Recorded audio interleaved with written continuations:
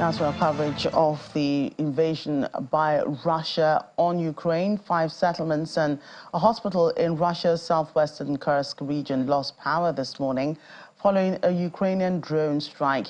In a telegram post, Kursk Governor Roman Starovoyt said the region, which borders Ukraine, was attacked en masse by Ukrainian drones. One drone is said to have dropped explosives on an electricity substation in the Belovsky district, causing a transformer to catch fire. However, Russia's defense ministry says its air defenses destroyed 10 Ukrainian drones over Kursk and 1 over Kaluga region southwest of Moscow. No casualties have been reported so far in this attack. Meanwhile, Ukrainian tank crews in eastern Ukraine have seen the first delivery of U.S.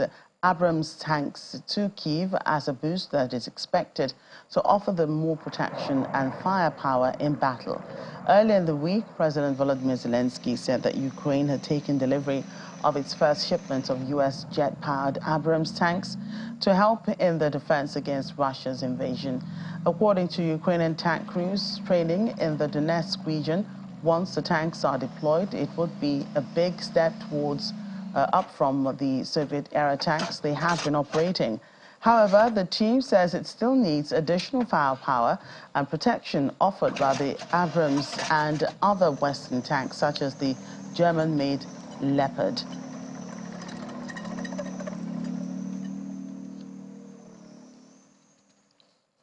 In the meantime, Moscow is marking the first anniversary of referendums held in 4 Ukrainian regions controlled by Russia.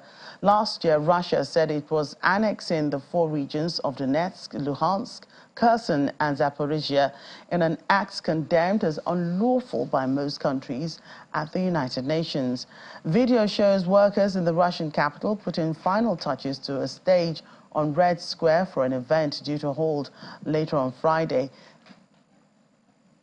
Meanwhile, President Vladimir Putin has called on the election exercise conducted this month in Russian-held parts of Ukraine, a step towards their full integration into Russia. The votes, all partly under Russia's control following its full-scale invasion of Ukraine last year, were denounced by Kyiv as illegal.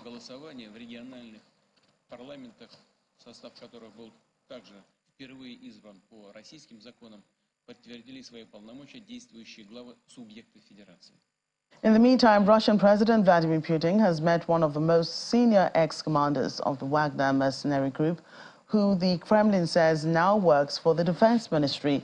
Andrei Troshev is a former aide of late Wagner chief Yevgeny Prigozhin, who was killed in a plane crash in August. His death came 2 months after Wagner troops briefly marched on Moscow.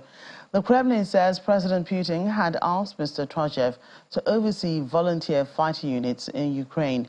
Addressing Mr. Troshev, the president said he could volunteer units that can perform various combat tasks, above all, of course, in the zone of a special military operation in reference to Ukraine.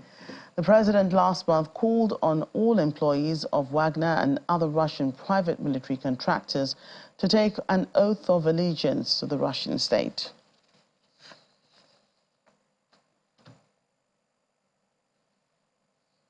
More from Moscow. President Vladimir Putin has held talks with the military leader of eastern Libya, Khalifa Haftar, in Moscow. A Kremlin spokesperson said they discussed the situation in Libya and the region, even as Russia seeks to boost its influence in Africa. General Haftar's forces relied heavily on Russian Wagner mercenaries, many of whom are still in eastern Libya, during his failed assault on Tripoli 4 years ago. General Haftar's forces dominate the east of the country, while a rival internationally recognized Tripoli-based government controls some of the west.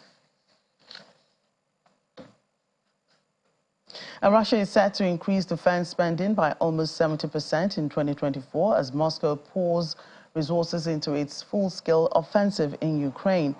The Kremlin deems this sharp increase necessary in what Russia reiterated is a hybrid war unleashed by the West. Officials say defense spending will jump to almost 10.8 trillion rubles, about $111 $1 billion, totaling about 6% of gross domestic products, more than spending allocated for social policy.